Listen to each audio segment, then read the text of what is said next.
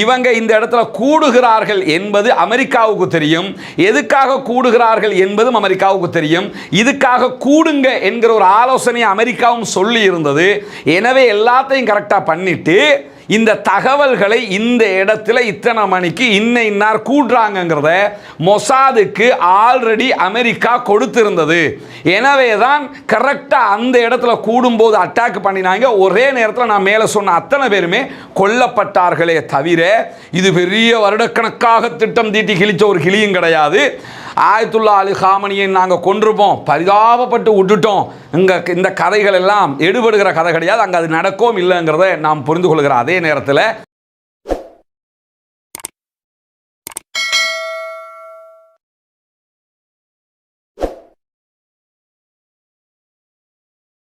அன்பிற்கினிய சகோதர சகோதரிகளை நம் அனைவர் மீதும் ஏக இறைவனுடைய அமைதியும் கருணையும் உண்டாகட்டுமாக என்கிற உயரிய பிரார்த்தனைகளோடு, நமக்கெல்லாம் தெரியும் ஈரானுக்கும் இஸ்ரேலுக்கும் இடையிலான உச்சகட்ட தாக்குதல் பரிமாற்றங்கள் நடைபெற்று வருகிறது. இன்றைக்கு காலையிலிருந்து 2 தடவைகளுக்கு மேலாக, 2 அலைகளுக்கு மேலாக ஈரான் இஸ்ரேல் மீது தாக்குதல் நடத்தி இருக்கிறார். அதே நேரம் இஸ்ரேலும் ஈரான் மீது தாக்குதல்களை நடத்தி கொண்டிருக்கிறது. ஆனால் இந்த இடத்துல நம்ம புரிய வேண்டிய மிக முக்கியமான விவகாரமே என்னன்னு சொன்னா, ஈரான் மீது இஸ்ரேல் நடத்துகிற தாக்குதல்கள் விமானப்படை தாக்குதல்களாக இருக்கிறது. F-35 போன்ற விமானங்களை வைத்துத்தான் அவர்கள் பெரும்பாலான தாக்குதல்களை நடத்துகிறார்கள். அவ்வப்போது ட்ரோன் தாக்குதல்களை நடத்துகிறார்கள். இதே நேரத்தில் ஈரான் நடத்தக்கூடிய இஸ்ரேல் மீதான தாக்குதல்களை பொறுத்தவரையில் முதல் தடவை ட்ரோன் தாக்குதலை நடத்துகிறார்கள். 2வது அலையாக உடனடியாக பாலிஸ்டிக் மிசைல் தாக்குதல்களை நடத்துகிறார்கள். அதிலேயும் அவங்க முதலாவது நடத்தக்கூடிய அந்த ட்ரோன் அட்டாக்கை பொறுத்தவரையில் அந்த ட்ரோன்கள் எந்த இடத்திலும் எந்த விதமான பாதிப்பையும் உண்டாக்குகிற ட்ரோன்கள் அல்ல, அவை ஏமாற்றும் ட்ரோன்கள் என்று அழைக்கப்படுகின்றன. அந்த ட்ரோன்களை ஏன் அனுப்புறாங்கன்னு சொன்னா, இஸ்ரேலுக்குள்ள இருக்கக்கூடிய அயன் டோம் அல்லது அவர்கள் வைத்துக் கொண்டிருக்கக்கூடிய வான் பாதுகாப்பு கருவிகள் இருக்குதா இல்லையா, இந்த கருவிகளை ஏமாற்றுகிற விதமாகத்தான் இந்த ட்ரோன்களை அவர்கள் அனுப்பி கொண்டிருக்கிறார்கள் என்பதுதான் ஹைலைட்டான விவகாரமாக மாறி இருக்கிறது. முதல்ல அதை அமுச்சு விடுறாங்க. அமுச்சு விடும்போது அங்கே இருக்கக்கூடிய ஏவுகணைகள் அதை தாக்குவதற்கு திரளுகிற நேரத்தில், அதை தாக்குவதற்கு முனைகிற நேரத்தில் அடுத்த கட்டமாக அவங்க ஏவுகணைகளை ஃபில் பண்றதுக்கு முன்னாடியே தங்களுடைய பாலிஸ்டிக் மிசைல்களை அவர்கள் அனுப்பி விடுகிறார்கள். இப்படி தொடர்ந்து இஸ்ரேல் மீது தாக்குதல்களை நடத்தி கொண்டிருக்கிறது ஈரான். இந்த நிலையில் இன்றைக்கு வெளியாகி இருக்கக்கூடிய ஒரு முக்கியமான செய்தி என்னன்னு சொன்னா, இஸ்ரேலுக்குள் விமான நிலையங்கள் அத்தனையும் இழுத்து மூடப்பட்டிருக்கிறது. இஸ்ரேலுக்குள் எந்த விமானங்களும் வர முடியாத நிலை இருக்கிற காரணத்தினால சுமார் 2 லட்சம் இஸ்ரேலியர்கள் வெளிநாடுகளில் நாட்டுக்குள் வர முடியாமல் தத்தளித்துக் கொண்டிருக்கிறார்கள் என்கிற செய்திகள் வெளியாகி இருக்கிற அதே நேரத்தில் கடந்த 3 நாட்களாக ஈரான் இஸ்ரேல் மீது நடத்தி வரக்கூடிய இந்த தாக்குதல்களில் இதுவரைக்கும் ஏற்பட்டிருக்கக்கூடிய சேதம் இஸ்ரேலுக்கு 1 பில்லியன் அளவுக்கு இருக்கிறது என்கிற செய்திகளை இன்றைக்கு இஸ்ரேலுடைய வரி ஆணையமும் வெளியிட்டிருக்கக்கூடிய தகவல்களில் இருந்து நம்ம தெரிந்து கொள்ள முடியும். அந்த அளவுக்கு உச்சகட்ட அடிய ஈரான் இஸ்ரேலுக்குள் நடத்தி கொண்டிருக்கிறார்கள். அதே நேரத்தில் இஸ்ரேலும் ஈரானுக்குள் நடத்தக்கூடிய தாக்குதல்கள் சாதாரணமான தாக்குதல்கள் கிடையாது.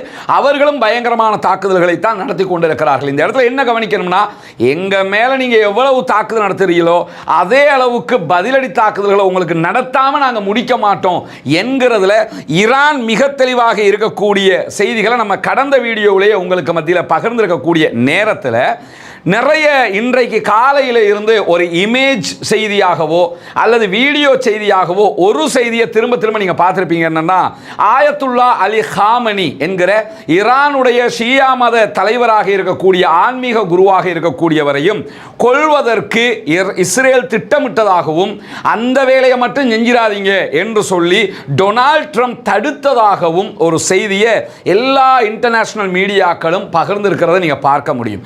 உண்மையிலே இப்படி ஒரு சம்பவம் நடைபெற்றதா என்று பார்த்தா பெஞ்சமின் நெதன்யாகு தரப்புல இருந்து இது உண்மைதான் என்கிற எந்த செய்திகளையும் அவங்க இதுவரைக்கும் சொல்லல. இதே நேரத்தில் அமெரிக்காவும் நாங்க தடுத்தோம் என்கிற எந்த செய்திகளையும் சொல்லல. ஆனால் என்ன நடந்தது என்பதை நம்ம புரிஞ்சுக்கிட்டோம்னாலே இது உண்மையா பொய்யா என்பதை தெரிந்து கொள்ள முடியும். காரணம் என்னன்னா, இந்த வார்ல ஈரானுடைய முதன்மையாக ஈரான் அடி வாங்குகிற நேரத்தில் ஈரானுடைய 4 முக்கியமான படை தளபதிகள் கொல்லப்படுகிறார்கள். முப்படைகளின் தளபதி பல்கேரி அவர்கள் கொல்லப்படுகிறார்கள். அதே போன்று மஹதி அவங்க கொல்லப்படுறாங்க. ஐஆர்ஜிசியினுடைய தளபதி கொல்லப்படுகிறார். இப்படி 4 அப்பாஸ் அவர்கள் கொல்லப்படுகிறார்கள். ஐஆர்ஜிசியினுடைய உளவு பிரிவினுடைய தளபதியும் கொல்லப்படுகிறார். முக்கியமான 5 தளபதிகள் இந்த போருடைய ஆரம்ப நாளிலேயே கொல்லப்பட்டாங்க. அது எப்படி மொசாதால் இந்த 5 பேரையும் ஒரே நேரத்தில் கொல்ல முடிந்தது? அவ்வளவு அவங்க சொல்ற மாதிரி பெரிய ஒரு ராணுவ பலம் தானே, உளவுத்துறைன்னா மொசாத் அடிக்க முடியாது என்கிற விதமாக சொல்றாங்களா இல்லையா? அங்க நடந்த விவகாரமே அது கிடையாது. மொசாதுக்கு அந்த அளவுக்கு பலமும் கிடையாது, அவங்க அங்க ஒன்று கிழிக்கவும் இல்லை. எப்படி அந்த தாக்குதல் நடத்தப்பட்டது என்று சொன்னால், அந்த தாக்குதல் நடக்கும் போது இந்த 5 பேருமே ஒரே இடத்தில் இருந்தார்கள். ஒரே இடத்தில் இருந்து அவங்க மீட்டின் போட்டு கொண்டு இருக்கும் போது தான் இந்த தாக்குதல் நடத்தப்பட்டது. அந்த மீட்டின்ல ஆயத்துல்லா அலி காமனி இருந்திருந்தால் அவரும் கொல்லப்பட்டிருப்பார். மசூத் பெசக்ஷியன் இருந்திருந்தால் அவரும் கொல்லப்பட்டிருப்பார். யாரெல்லாம் இருந்திருப்பாங்களோ அத்தனை பேரும் கொல்லப்பட்டிருப்பாங்க. ஆயத்துல்லா அலி காமனி இந்த மாதிரியான மீட்டினுக்கு வர்றது கிடையாது. அவருடைய உயர்மட்ட ஆலோசகரைத்தான் அவர் அனுப்பி வைப்பார். அலி ஷம்கானி அதிலே கலந்து கொண்டிருந்தார். இந்த 5 பேரோடு சேர்த்து 6ஆவதாக கொல்லப்பட்டவர் அலி ஷம்கானி அவர்கள். அலி ஷம்கானி எதுக்காக அந்த இடத்துக்கு வந்தாருன்னா, ஈரானுடைய அரசியல் யாப்பை நீங்க புரிஞ்சுக்கிறணும். முதன்மை இடத்துல யார் இருப்பாருன்னு கேட்டா ஆயத்துல்லா அலி காமனி தான் இருப்பார். அதுக்கு பிறகுதான் ஜனாதிபதி, சுப்ரீம் கோர்ட் எல்லாமே. ஆயத்துல்லா அலி காமனியினுடைய தலைமை நிலைய செயலாளராக செயல்படுறவரே யாருன்னு சொன்னா அலி ஷம்கானி அவர்கள். அலி ஷம்கானி அவர்கள் இருக்கிறாரு, பல்கேரி இருக்கிறாரு, மஹதி இருக்கிறாரு, அப்பாஸ் இருக்கிறாரு, ஐஆர்ஜிசியினுடைய தளபதி இருக்கிறாரு, ஐஆர்ஜிசியினுடைய உளவு பிரிவினுடைய தளபதி அந்த இடத்துல இருக்கிறாரு. இதை தாண்டி 6 அணு விஞ்ஞானிகள் அந்த இடத்திலே இருக்கிறார்கள். இவர்கள் அத்தனை பேருமே ஒன் ஷாட்ல ஒரே இடத்துல கொல்லப்பட்டவர்கள் தான். அது எப்படி சாத்தியமானது என்று சொன்னால், இந்த தாக்குதல் வெள்ளிக்கிழமை காலையில் நடத்தப்படுகிறது. ஞாயிற்றுக்கிழமை அமெரிக்காவுக்கும் ஈரானுக்கும் இடையிலான நியூக்ளியர் டாக்ஸ் நடைபெற இருந்தது ஓமான்ல. இந்த பேச்சுவார்த்தை மிக மிக முக்கியமான பேச்சுவார்த்தை. அந்த பேச்சுவார்த்தையில் இறுதி முடிவுகள் எட்டப்பட வேண்டி இருந்த நிலையில் அந்த முடிவுகளை நீங்கள் திட்டவட்டமாக எடுத்துக்கொண்டு பேச்சுவார்த்தைக்கு வர வேண்டும் என்கிற ஒரு அறிவிப்பை அமெரிக்காவும் விடுத்திருந்தாங்க. எனவே தாங்கள் என்ன நிலை எடுப்பது என்பதை மிக தெளிவாக முடிவெடுப்பதற்காகத்தான் இந்த தளபதிகள் 6 அணு விஞ்ஞானிகள், அதே போன்று அலி ஷம்கானி, ஆயத்துல்லா அலி காமனிக்கு பதிலாக அவர் தான் கலந்து கொண்டிருந்தார். இவங்க அத்தனை பேருமே அந்த இடத்தில் இருந்தார்கள். இவங்க இந்த இடத்துல கூடுகிறார்கள் என்பது அமெரிக்காவுக்கு தெரியும். எதுக்காக கூடுகிறார்கள் என்பதும் அமெரிக்காவுக்கு தெரியும். இதுக்காக கூடுங்க என்கிற ஒரு ஆலோசனை அமெரிக்காவும் சொல்லி இருந்தது. எனவே எல்லாத்தையும் கரெக்டா பண்ணிட்டு இந்த தகவல்களை இந்த இடத்துல இத்தனை மணிக்கு இன்னார் கூடுறாங்கிறத மொசாதுக்கு ஆல்ரெடி அமெரிக்கா கொடுத்திருந்தது. எனவே தான் கரெக்டா அந்த இடத்துல கூடும்போது அட்டாக் பண்ணினாங்க. ஒரே நேரத்தில் நான் மேலே சொன்ன அத்தனை பேருமே கொல்லப்பட்டார்களே தவிர இது பெரிய வருடக்கணக்காக திட்டம் தீட்டி கிழிச்ச ஒரு கிளியும் கிடையாது. அது அந்த இடத்துல ஆயத்துல்லா அலி காமனியை நாங்கள் கொல்லத்தான் நினைச்சோம். அவரு நான் வேணாம்னு டொனால்ட் ட்ரம்ப் சொன்னார்னா அந்த இடத்துக்கு அவர் வரவே மாட்டார். அவர் அந்த இடத்துக்கு வர வேண்டிய தேவையும் கிடையாது. வந்து இருந்தாருன்னா கண்டிப்பாக கொல்லப்பட்டிருப்பார். இந்த இவ்வளவு பேர் கொல்லப்படும் போது அவர் கொல்லப்பட்டிருக்க மாட்டாரா? அவரும் கொல்லப்படுறதுக்கு வாய்ப்பு இருக்குது. ஏற்கனவே நான் சொல்லும் போது சின்ன திருத்தம் என்ன, அலி ஷம்கானி கொல்லப்பட்டதாக சொல்லி ஏற்கனவே நான் சொல்லி வந்தேன். இப்ப அலி ஷம்கானி தீவிர சிகிச்சை பிரிவில் இருக்கிறார். அவர் கொல்லப்படலை என்பதை புரிஞ்சுக்கிறேன். நான் மேலே பேசும்போது அலி ஷம்கானி ஆயத்துல்லா அலி காமனியினுடைய ஆலோசகர், உச்சகட்ட ஆலோசகர் கொல்லப்பட்டதாக சொல்லியிருந்தேன். அவர் கொல்லப்படலை, அவர் படுகாயம் அடைந்திருக்கிறார். இந்த சம்பவம் தான் அங்கு நடைபெற்றதே தவிர ஆயத்துல்லா அலி காமனியை நாங்கள் கொண்டிருப்போம், பரிதாபப்பட்டு விட்டுட்டோம், இந்த கதைகள் எல்லாம் எடுபடுகிற கதை கிடையாது. அங்கே அது நடக்கவும் இல்லைங்கிறத நாம் புரிந்து கொள்கிற அதே நேரத்தில் இவங்க தான் அப்துல் ஷுக்கூர் ஏரியா பள்ளியினுடைய தலைவராக, பொறுப்பாளராக இருக்கிறாங்க மஹல்லாக்கு. இவங்க வழியாகத்தான் நம்ம இந்த மக்களை அடையாளம் கண்டோம். ஆரம்பத்தில் இவங்க தான் இப்படி ஒரு பிரச்சனை இருக்குது இந்த மக்களுக்கு, முடிஞ்சதை பண்ணுங்கன்னு சொன்னாங்க. அல்ஹம்துலில்லாஹ் அவங்களோட எண்ணம் அல்லாஹ் அவங்களுக்கு அதுக்குரிய பரிபூர்ணமான கூலியை கொடுக்கணும். எந்த விதமான சுயநலனமற்று தனக்குரிய தேவைகள் இருந்தாலும் எதையுமே கவனத்தில் கொள்ளாமல் இந்த மக்களுக்காக பண்ணுங்கன்னு சொல்லி இந்த ஏற்பாடை பண்ணி தந்தாங்க. அல்ஹம்துலில்லாஹ் இன்னைக்கு வேலை ஆல்மோஸ்ட் கம்ப்ளீட்டட் ஆகிடுச்சு. இன்னொரு சின்ன 2 வேலை மட்டும் இருக்குது. இந்த மாதம் கடைசியில் நாங்கள் வீட்டை ஒப்படைச்சிருவோம். அந்த உரிய 5 5 குடும்பங்களுக்கு கொடுத்துருவோம். இன்னும் 9 வீடுகள் நம்ம கட்ட இருக்குது இன்ஷா அல்லாஹ். அப்படி இருக்கிற போது தான் கொண்டு வந்த தலைவரை வீடுகளை இதுவரைக்கும் முடித்த பகுதியில் காட்டியிருக்கிறோம். இப்போ தலைவர் பார்த்துருக்கிறாரு. எப்படி இருந்துச்சு? நல்லா இருக்கு. மனம் போல விருத்தியமாக வடிவான அல்ஹம்துலில்லாஹ் நமக்கு கிடைச்சதை அப்படியே கொண்டாந்து கொட்டியிருக்கோம் தலைவர். அவ்வளோதான். அல்ஹம்துலில்லாஹ்ண்டு மாஷா அல்லாண்டு ரொம்ப திருப்தியாக எல்லா வேலைகளும் நடந்திருக்குது. அல்ஹம்துலில்லாஹ்ண்டு சொல்லி இப்போ அந்தந்த குடும்பங்களுக்கு விரைவில் இந்த மாதத்துக்குள்ளே நம்ம அந்த வீடுகளை கையளிச்சிருவோம். கையளித்ததுக்கு பிறகு அடுத்த வீடுகளை கட்டுகிற பணிகள் இருக்குது. இந்த 9 வீடுகள் கட்டணும். இதுக்கு உதவி செஞ்ச மாதிரி எல்லோரும் அதற்கும் நீங்கள் உதவி செய்ய வேண்டும். உங்களுடைய உதவிகளை கொண்டு தான் நம்ம இதெல்லாம் பண்ணிக்கிட்டு இருக்கிறோம். அல்ஹம்துலில்லாஹ்ண்டு அந்த குடும்பங்களுடைய மகிழ்ச்சி இதில் அடங்கி இருக்குது. அல்லாஹ்வுடைய திருப்பொருத்தம் நமக்கு இதில் அடங்கி இருக்குது. எனவே இதற்கு உதவி செய்திருக்கக்கூடிய அத்தனை பேருக்கும் நாங்கள் நன்றி சொல்லிக் கொள்வதோடு அல்லாஹ் உங்களுக்கு அருள் புரியணும். அதே நேரத்தில் மற்றும் இன்னும் 9 வீடுகள் இருக்குது. அதுகளை கட்டுறதுக்கும் நீங்கள் உதவி செய்யணும். ஏற்கனவே நான் சொல்லியிருந்தேன், சில சகோதரர்கள் நமக்கு இதில் 140 ரூபா அனுப்பியிருந்த ஆட்களும் இருக்கிறாங்க. ஒரு 100 ரூபா அனுப்பின ஆட்களும் இருக்கிறாங்க. அதை தாண்டி தங்களால் முடிஞ்ச அளவுக்கு தந்த சகோதரர்களும் இருக்கிறாங்க. அதுக்கு இதை சொல்ல வரேன்னா, அவங்களோட சின்ன ஒரு அமௌண்ட்டாக இருந்தாலும் இதில் வரணும் என்று அவங்க அதை இது அத்தனை பேரும் சேர்ந்து அதை செஞ்சுருக்கோம். ஒரு தனியால் செஞ்சதல்ல, அத்தனை பேரும் சேர்ந்து நம்ம இதை பண்ணியிருக்கிறோம். ரொம்ப அருமையாக பார்க்குறதுக்கு நமக்கு சந்தோஷமாக இருக்குது. எங்களுக்கு நாங்கள் எப்படி வீடு கட்டினா எப்படி கட்டுவோமோ அதே மாதிரி கட்டியிருக்கிறோம். எங்களால் முடிஞ்ச வரைக்கும் அது சரி. அல்ஹம்துலில்லாஹ். இன்ஷா அல்லாஹ் இதை பார்க்குற சகோதரர்கள், இதற்காக உதவி செய்த சகோதரர் அத்தனை பேருக்கும் அல்லாஹ் அருள் புரியட்டும். மற்ற வீடுகளுடைய பணிகளை மீது கொடுத்ததோடு நம்ம ஆரம்பிக்க வேண்டியிருக்கு. ஏன்னா அந்த மக்களும் அடுத்த எதிர்பார்ப்போடு இருக்கிறாங்க. எனவே அதற்காக உங்களுடைய உதவிகளை வாரி வழங்குமாறு கேட்டுக்கொள்கிறேன். முன்னால் தெரிகிற நம்முடைய அக்கௌண்ட் நம்பருக்கு நீங்கள் நேரடியாகவே உங்களால் முடிந்த உதவிகளை, தான தர்மங்களை வைப்பு செய்ய முடியும். அதே நேரத்தில் சில நாடுகளிலிருந்து வைப்பு செய்ய முடியாது என்று சொல்லக்கூடிய சகோதரர்கள் முன்னால் தெரிகிற வாட்ஸ்அப் மற்றும் தொலைபேசி இலக்கத்திற்கு என்ன நீங்கள் தொடர்பு கொள்ள முடியும். தொடர்பு கொள்கிற பட்சத்தில் அதுக்குரிய வழிகாட்டுதல்களையும் நம்ம தர்றதுக்கு தயாராக இருக்கிறோம். அத்தனை பேரும் இந்த மக்களுக்காகவும் எங்களுக்காகவும் துஆ செய்கிற அதே நேரம் சகோதரர் அப்துல் ஷுக்கூர் அவங்க தான் இதற்கு முன்னணியாக நின்று இதனுடைய விதையை போட்டது இவங்க தான். எனவே அல்லாஹு தஆலா அவருக்கும் அருள் புரிய வேணும்னு சொல்லி அல்லாஹ்விடத்தில் பிரார்த்தனை செய்யுங்க. எங்களுக்காக நீங்களும் பிரார்த்தனை செய்யுங்க தலைவரே. இன்ஷா அல்லாஹ் செஞ்சு கொண்டே இருக்கிறேன். அல்லாஹ் பரக்கத் செய்யட்டும் இன்ஷா அல்லாஹ். உங்களுக்கு சந்தோஷம் தானே? இப்போ சரி, ஏண்டா உங்களோட முயற்சிக்கு அல்லாஹ் அதுக்குரிய நீங்கள் எதிர்பார்த்தது நடக்குது இன்ஷா அல்லாஹ். இந்த தளபதிகளை கொன்னுட்டாங்கிறதுனால இப்போ ஈரான் பதிலடி அடிக்காமல் விட்டானா, இந்த தளபதிகள் எல்லாம் இல்லை, நம்ம எல்லாம் என்ன பண்ண போகிறோமோ. காசிம் சுலைமானியே இல்லாமல் போயிட்டாரு. அதுக்கு பிறகே வச்சு வெளுத்துக்கிட்டு இருக்கிறாங்க. காசிம் சுலைமானி தான் நவீன ஈரானுடைய மூளையாக செயல்பட்டவர். இன்றைக்கு இருக்கிற IRGC உருவாக்கினது அவர். காசிம் சுலைமானியுடைய பெயரில் தான் இப்போ வாங்கி கட்டிக்கிட்டு இருக்கிறாங்க. ஹாஜி சுலைமான் என்று சொல்லி ஒரு ஏவுகணையை தாக்குதலுக்கு பயன்படுத்திக்கிட்டு இருக்குது. நேற்று காலையில் நடத்தப்பட்ட தாக்குதல்கள் எல்லாம் ஹாஜி சுலைமான் என்கிற ஏவுகணையால் நடத்தப்பட்டது. அந்த ஏவுகணை என்ன ஏதுங்கிறத நம்முடைய இன்றைய இரவு வெளியிடப்படக்கூடிய வீடியோவில் நீங்கள் தெளிவாக பார்க்க முடியும். அவருடைய பேரில் தான் அது உருவாக்கவே பட்டிருக்கு. அவரே இல்லாமல் போனதுக்கு பிறகு ஈரான் இல்லாமல் போயிடுச்சா? எனவே இந்த தளபதிகளுடைய மரணத்திற்கும் இஸ்ரேல் சொல்லுகிற கதைகளுக்கும் சம்பந்தம் இல்லை என்பதை ஆரம்பமாக நாம் புரிந்து கொள்ள வேண்டும். ஆயத்துல்லா அலி ஹாமனியினுடைய விவகாரம் இதுதான். அதை தாண்டி இஸ்ரேலிய அதிகாரிகள் இன்றைக்கு வெளியிட்டிருக்கக்கூடிய செய்தியில் என்ன சொல்றாங்கன்னு சொன்னா, ஈரானுடைய தரையிலிருந்து தரைக்கு ஏவுகிற ஏவுகணைகளில் 1/3 பங்குக்கு மேலே நாங்கள் அழிச்சிட்டோம் அப்படின்னு அறிவிச்சிருக்கிறாங்க. ஈரான்கிட்ட இருக்கக்கூடிய பேலிஸ்டிக் மிசைல்ஸில் 1/3 பங்குக்கு மேலே அழிச்சிட்டோம் அப்படிங்கிறாங்க.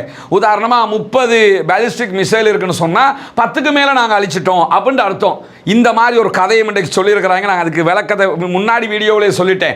பேலிஸ்டிக் மிசைல்கள் அழிக்கப்பட்டுதான் வெடிச்சு செதறி ஈரான் இன்றைக்கு பத்திக்கிட்டு இருக்கணும். அந்த மாதிரி எந்த செய்தியும் இதுவரைக்கும் வரவில்லை. அதே நேரம் இன்றைய தினம் மொசாதுடைய ஒரு உளவாளி குற்றவாளி என்று நிரூபிக்கப்பட்ட காரணத்தினால ஈரானுடைய சுப்ரீம் கோர்ட்டினுடைய அனுமதியோடு, சுப்ரீம் கோர்ட்டினுடைய தீர்ப்போடு இன்றைக்கு தூக்கிலிடப்பட்டிருக்கிறான் என்கிற செய்திகளும் வெளியாகி இருக்கிற அதே நேரத்தில் ஈரானுடைய போலீஸ் பிரிவு இன்றைக்கு ஒரு செய்தியை வெளியிட்டிருக்கிறாங்க. இஸ்பஹானில் இருக்கக்கூடிய ஒரு மினி ட்ரோன் பட்டறையை அவர்கள் கண்டறிந்து 4 பேரை கைது செய்திருப்பதாகவும் ஒரு செய்தியை வெளியிட்டிருக்கிறாங்க. இந்த ட்ரோன்கள் எல்லாம் இஸ்ரேலுக்காக செயல்பட்ட ட்ரோன்கள் என்று சொல்லப்படுகிறது. ட்ரோன்களை அசெம்பிள் பண்ணக்கூடிய ஒரு இடத்தை தான் அவங்க கண்டுபிடிச்சிருக்கிறாங்க. அதில் 4 பேரை கைது செய்திருப்பதாகவும் இன்றைக்கு அறிவித்தலை விடுத்திருக்கிறது ஈரான் என்கிற என்கிற செய்திகளுக்கு மத்தியில் ஈரானுடைய இராணுவத்தினுடைய தரைப்படைகளுடைய தளபதி நேற்றைய தினம் இஸ்ரேலுக்கு எதிராக நடத்தப்பட்ட தாக்குதல் தொடர்பான ஒரு குறிப்பு செய்தியை வெளியிட்டிருக்கிறார். அதில் 10க்கும் மேற்பட்ட அராஸ் 1 அராஸ் 2 ஆகிய புதிய வகையான ட்ரோன்களையும் நாங்கள் பயன்படுத்தி இருக்கிறோம் என்கிற செய்திகளை வெளியிட்டிருக்கிறாரு. ஹைஃபா போர்ட் மேலெல்லாம் நடத்தப்பட்ட தாக்குதல்களில் இதுவெல்லாம் பயன்படுத்தப்பட்டிருப்பதாக சொல்லப்படுகிற அதே நேரம் இன்றைக்கு அமெரிக்காவினுடைய MQ-9 வகையான ஒரு ட்ரோனை ஈரான் சுட்டு வீழ்த்தி இருக்கிறது. MQ-9ங்கிறது அமெரிக்க ராணுவத்தினுடைய ட்ரோன். இது ஏற்கனவே நமக்கு தெரியும், யமனிகள் இதைத்தான் சுட்டு வீழ்த்திக்கிட்டு இருந்தாங்க. 13 ட்ரோனுக்கு மேலே சுட்டு வீழ்த்தினாங்க. பல மில்லியன் பெறுமதியான ட்ரோன் இது. இந்த ட்ரோனை இன்னைக்கு சுட்டு வீழ்த்திருக்கிறாங்க. இதுவும் ரேடாருக்கு சிக்காதும் பாய்ங்க. ரேடாருக்கு சிக்காததையே சுட்டு வீழ்த்துகிற தன்மையை, அதுக்குரிய தொழில்நுட்பத்தை கண்டறிந்திருக்கிறது ஈரான் என்பதற்கு இதுவும் ஒரு சாட்சியாக இருக்கிறது. அந்த MQ-9 காட்சிகளை நீங்க இங்க பார்க்கலாம். அந்த ட்ரோனுடைய காட்சிகள் தான் இது. அதையும் அவர்கள் சுட்டு வீழ்த்தி இருக்கக்கூடிய நேரத்தில் ஒரு செய்தி தொடர்ந்து பரப்பப்பட்டு வருகிறது. என்னன்னா, இந்த பாகிஸ்தான் ராணுவம் ஈரானுக்குள்ளே போயிடுச்சு, பாகிஸ்தான் ஒத்துழைக்குது, பாகிஸ்தான் ஏவுகணைகளை சில ஃபோட்டோஸ் எல்லாம் பரப்புகிறாங்க. பாகிஸ்தான் ஏவுகணைகளை எல்லாம் ஈரானுக்கு போயிடுச்சு, அதில் அணு ஆயுதங்களும் இருக்கக்கூடும் என்றெல்லாம் பரப்பி கொண்டிருக்கக்கூடிய காட்சிகள் நீங்கள் பார்ப்பீங்க. அதே மாதிரி சீனா நிறைய ஏவுகணைகளை எல்லாம் ஈரானுக்கு அமிச்சிடுச்சு அப்படின்னலாம் சில காட்சிகளை ஃபோட்டோஸ் எல்லாம் பகிர்ந்துக்கிட்டு இருக்கிறாங்க. முதல்ல ஒன்று புரிஞ்சுக்கிறீங்க, ஒரு சென்சிட்டிவான நேரம். இதுதான் இந்த பொய்கள் பரவுறதுக்கு அடிப்படையாக இருக்கிறது. இதெல்லாம் வச்சுக்கிட்டு தான் அந்த யூடியூபர்ஸ் உட்கார்ந்துக்கிட்டு பல கதைகளை பேசிக்கிட்டு இருக்கிறாங்க. இந்த இந்தியா பாகிஸ்தான் வார் நேரத்திலையும் இதே மாதிரி பரப்பிக்கிட்டு இருந்தாங்க. முதல்ல ஒன்று புரியுங்க, பாகிஸ்தான் மிக தெளிவாக ஒரே ஒரு செய்தியை தான் சொல்லியிருக்கு, நாங்கள் ஈரானோட ஸ்டாண்ட் வித் ஈரான் இருக்கிறாங்க. நாங்கள் ஈரானோட தான் நாங்கள் நிற்கிறோம். நாங்கள் இஸ்ரேலுக்கு எதிரானவர்கள். இஸ்ரேல் இஸ்லாமியர்களுக்கு மட்டுமல்ல, சர்வதேசத்துக்கும் எதிரானவர்கள், மனித குலத்துக்கே எதிரானவர்கள். எனவே நாங்கள் ஈரானோடு நிற்கிறோம். ஈரானுக்காக சர்வதேச தளத்தில் நாங்க வர்க் பண்ணுவோம் அப்படின்னு இருக்கிறாங்க. சொல்லிவிட்டு இன்னைக்கு OICயோட இன்னைக்கு பேசியிருக்கிறாங்க, அரப் லீகோட இன்னைக்கு பேசியிருக்கிறாங்க, ஐநாவுல குரல் எழுப்புவோம் இருக்கிறாங்க. ஈரானுக்காக சர்வதேச தளங்கள்ல நாங்க வர்க் பண்ணுவோம்னு சொல்லியிருக்கிறாங்களே தவிர, இதை சில பேர் என்னன்னா சர்வதேச அளவில் நாங்கள் தாக்குதல் நடத்துவோம் என்றெல்லாம் புரிஞ்சுக்கிட்டாங்க. மிக தெளிவாக இன்றைக்கு பாகிஸ்தான் இந்த அறிவிப்பை தான் விடுத்திருக்கிறது. அல் ஜசீரா முபாஷருக்கு பேசிய பாகிஸ்தானுடைய பாதுகாப்பு அமைச்சர் கவாஜா ஆசிஃப் இன்றைக்கு இந்த தகவல்களை துல்லியமாக தெரிவித்திருக்கிறார். எனவே பாகிஸ்தான் ஏவுகணையை கொடுக்கவும் இல்லை, பாகிஸ்தான் நியூக்ளியரை கொடுக்கவும் இல்லை, சைனா கொண்டு போய் எதையும் கொடுக்கல. இதுவரைக்கும் அது ஒன்றுமே இல்லை. ஈரான் தான் முழுவதுமாக தாக்குதல்களை நடத்தி கொண்டிருக்கிறது என்கிற செய்திகளுக்கு மத்தியில் ஈரானுக்கும் பாகிஸ்தானுக்கும் இடையிலான எல்லை கடவைகள் 5 மாகாணங்களில் பாகிஸ்தானும் ஈரானும் தங்களுடைய எல்லைகளை பகிர்ந்து கொள்கிறார்கள். இந்த 5 எல்லை கடவைகளையும் மூடுவதாக பாகிஸ்தான் அறிவித்திருக்கிறது. ஈரானுக்குள்ளே இருக்கிற பாகிஸ்தானியர்கள் பாகிஸ்தானுக்குள்ள வரலாம், ஆனால் பாகிஸ்தானில் இருக்கிற யாரும் ஈரானுக்குள்ள போகக்கூடாது. இது ஈரானும் பாகிஸ்தானும் பேசி ஒரு உடன்பாட்டுக்கு வந்திருக்கிறாங்க. குறிப்பாக இந்த பலுசிஸ்தான் பகுதிகளில் இருந்து யாரும் ஊடுருவி விடக்கூடாது என்பதற்காகவும் இந்த காரியங்களை அவங்க பண்ணியிருக்கிறாங்கிறது வெளிப்படையாக வெளிவந்திருக்கக்கூடிய செய்திகளாக இருக்கிறது. எனவே உண்மை செய்திகளை மாத்திரம் புரிந்து கொள்ளுங்கள், பொய்யான செய்திகளை நாம் புரிந்து கொள்ளக்கூடாது, ஏற்றுக்கொள்ளக்கூடாது. என்றார்கள் நபிகள் நாயகம் ஸல்லல்லாஹு அலைஹி வஸல்லம் அவர்கள். கேள்விப்பட்டதை எல்லாம் பரப்புகிறவன் பொய்யன் என்பதற்கு போதுமான ஆதாரம் என்று சொல்லியிருக்கிறார்கள். எனவே நபிகள் நாயகத்துடைய கூற்று பிரகாரம் நம்ம பொய்யன் ஆகிடக்கூடாது. வாட்ஸ்அப்பில் ஒன்று வருதா, பரப்பிடாதீங்க. அது உண்மையா பொய்யான்னு சொல்லி முதல்ல ஆதாரத்தை தேடுங்க, ஆய்வு பண்ணுங்க. நிறைய சகோதரர்கள் சில பேர் வர்ற ஃபேஸ்புக்கில் வர்றதெல்லாம் அனுப்பிக்கிட்டு இருக்கிறாங்க. பாருங்க எல்லாமே ஃபேக்காக இருக்குது. ஒருத்தர் உட்காந்துக்கிட்டு நான் சரண்டர் ஆகிடுறேன், எங்கள் மேலே அட்டாக் பண்ணாதிய என்று இஸ்ரேல்காரன் கதறுகிறான் என்று சொல்லி லட்சம் பேர் அதை அனுப்பிச்சு பரப்பிக்கிட்டு இருக்கிறீங்க.